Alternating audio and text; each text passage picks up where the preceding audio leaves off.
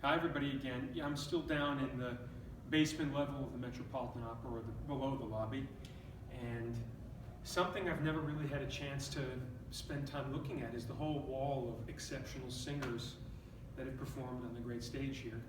And it's really mind-boggling and eye-opening to see the array of just incredible performers, and some of them who happen to be some of my greatest operatic heroes. One is Aureliano Pertile, who was one of Toscanini's, for instance, favorite tenors of all time, probably most favored after maybe Caruso, and then Jan Peerce came along, and then Richard Tucker was also one of his big favorites, but Pertile was certainly one of the favorites.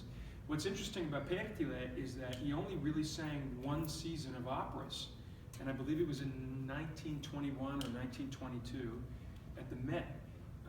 Because it was in the era of when Caruso's career was, because when he was sick, it was right in the period right before Caruso passed away. And at the time, I know that the general director of the Metropolitan Opera was skittish about other great tenors, even though Caruso was still in light. So he had Pertile here. And he was hiring a bunch of other tenors to protect himself in case Caruso ended up not being the great Caruso anymore. And we later learned that he died soon after.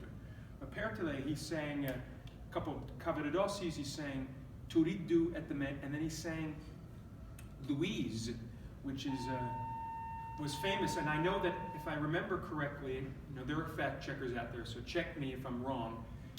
But in my memory, I recall that he did a lot of the performances not on the stage at the old Met, but actually down in Philadelphia, which is really cool. So to think that Pertile, who is my idol as a tenor, the greatest tenor of all time, a voice with steel, with resonance, a voice that just went from top to bottom so beautifully with a great vibrato, that he only sang one season at the Metropolitan Opera is just incredible. And there's an array of different singers on this one. John Relier was a wonderful, wonderful performer. And it's just really, really, really impressive.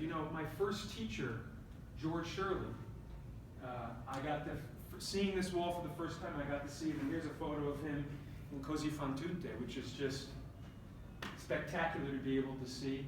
Right, if I remember where, my friend Nadine Sierra is on the wall here. I know that she's going to be singing Ilia in Idomeneo coming up. She's a spectacular performer.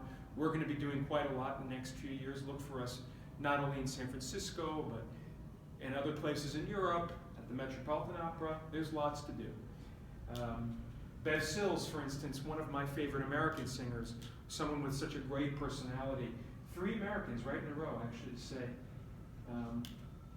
Anyway, it's really spectacular. If you get a chance, when you're at the next performance at the Metropolitan Opera, make your way downstairs. Look at some of the performers on the wall. You might be surprised to see people that you didn't expect that had performed here.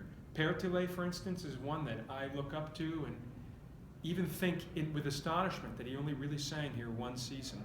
And there are so many of those terrific performers that we know that could be uncovered in that way. Hope you have a nice day.